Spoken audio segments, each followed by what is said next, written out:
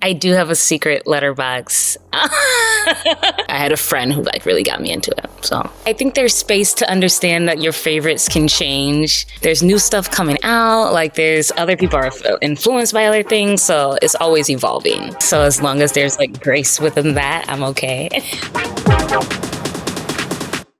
My current 4 favorite movies, I just saw Victoria, and I really loved it. It's like coming of age, like party girl drama, and then it kind of becomes this like heist film that then becomes this tragedy, and I found it like I couldn't take my eyes off it. I thought it was so great, and I feel like they made that movie for like $500,000 or something like that. The characters, they do such a good job of like making you fall in love with them, even though they end up kind of doing like nefarious things, which in my mind kind of like ties into Ironheart a little bit.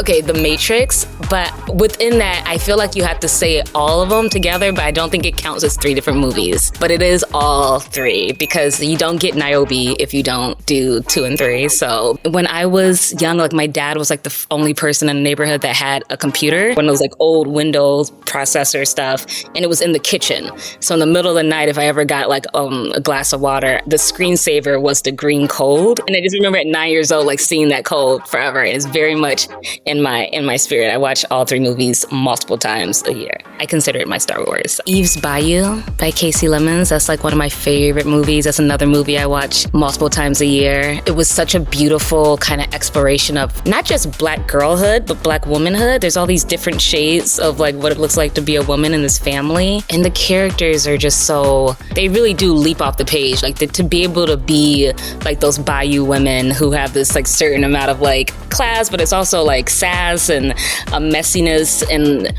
you know, the way they love each other could be dangerous. I think is such an interesting point of view to explore. So the final one, the last movie I saw in cinema before I left to go do Ironheart, and it has nothing to do with Ironheart.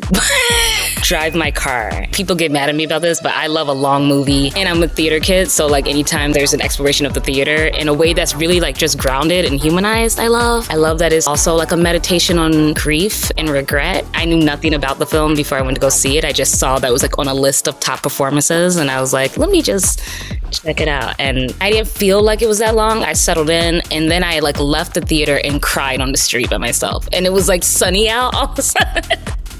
And I was like, I can't deal with this. I just like bawled on the street. Every time someone talks about that movie, I get excited. I really love that.